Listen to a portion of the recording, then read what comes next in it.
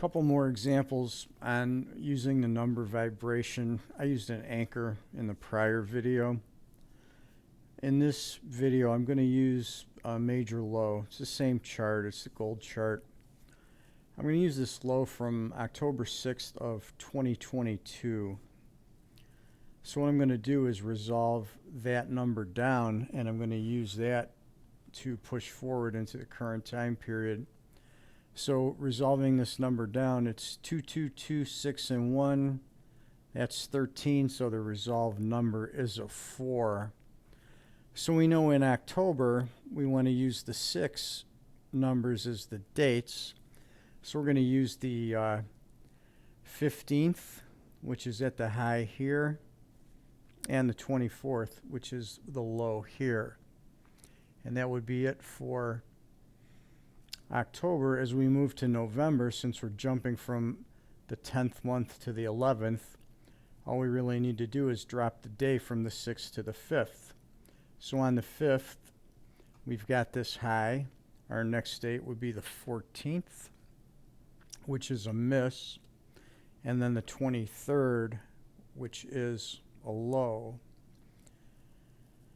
Then as we move to December, we are moving from the 11th to the 12th month. So in December, we're going to use the days of the 4. So we've got the 4th, 13th, 22nd, and 31st. So we've got high on the 4th, low on the 13th, 22nd, 31st, still to come. So 2 future dates for gold. So that was using the date on that example. Now I'm going to pull in another chart, and we can do the same thing, only in the next one we're going to use the actual price of the low itself on that same date, the date of the major, or the price of the major low on 10/6/22. So here's an adjusted chart, the number vibration using the price of the low, which was 1844.3. If you add that up and resolve it down, that becomes a 2. So what we want to do is look at all the 2 dates in the month of October. So we're looking at the actual days in October that would resolve the complete date down to a 2 would be the 3rd, 12th, 21st, and 30th, as I have in the note here. In November, when we go from 10 month to 11th month, we drop the day back 1 number, so we're going to use 2, 11, 20, and 29. And then in December, same thing, we go 11th month to 12th month, reduce the day to the 1, so we're using the 1, 10, 19, 28. Easy numerical adjustment there. So you can see how these dates played out. So the 3rd was in front of our low date of the 6th in October, so we have to start with the 12th. The 12th was just a 1-day minor push down, but it immediately zoomed back up out of there.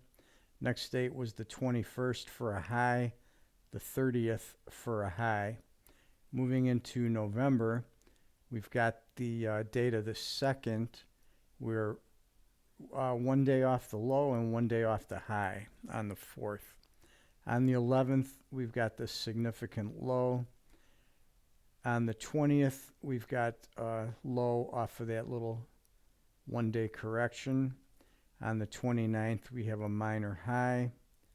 And then as we go into December on the 1st, we are 1 day off the significant high, which was made on the prior chart exactly. So you can see how that particular date was on the weekend. So the weekend date coincided with the Monday date of the 4th where we had the high. So those 2 separate numerological calculations came together, and you can see that big wick here. So we had a lot of volatility as the market reversed down off of that with that double convergence there.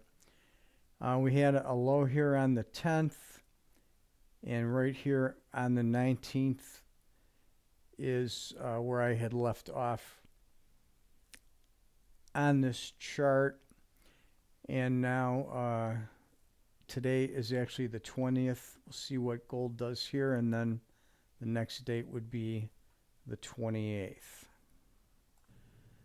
Let's compare these two charts now and see what happens as these dates are nearby or maybe converging.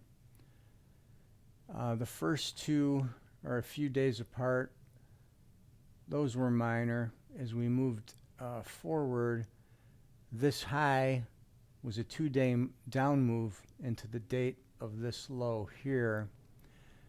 This line here on this date was the day in front of this high here. So that was a good convergence there that flipped that short upward reaction back down. And then this low here was this day. It was stronger than this date here where we had this miss. We had the minor low here that was not significant to this date, which was also a low. And then we did have a convergence point here wrapped around the weekend, and then here in mid-December, these were 2 days apart. So this day here, where this blue line is, was within 1 bar of this line. So the actual low was the middle bar here, and that was where the market had rolled back up and into that current date we had on the 19th. So you can see how when you get a little bit of confluence, you can run those together. So if you run these off anchors and significant highs and lows, you can identify these cluster dates, which are going to be important because they're going to give you some pretty good tradable swings when you get that activity together. And then if you do get an indication from one particular date, like say here on this day we had this high, if we're looking to short, we know we've got to be careful because we've got another potential pivot date 2 days later, which flipped the market back up here. So what you're always wanting to be looking for here are these resonance points where you have this confluence, or where these dates are going to come together, because you're going to get really strong trades there. And you also want to notice the points where you get these dates, which are a couple of days apart, because that's where you're going to get these short swings that are going to flip back up or down on you if you take the trade into those areas. But if you do this type of work, it's really simple, and you don't really need any fancy tools to do it, and it gives you a lot of good information. And if you find these harmonic points of confluence, you can get some really good swing trades out of this type of idea.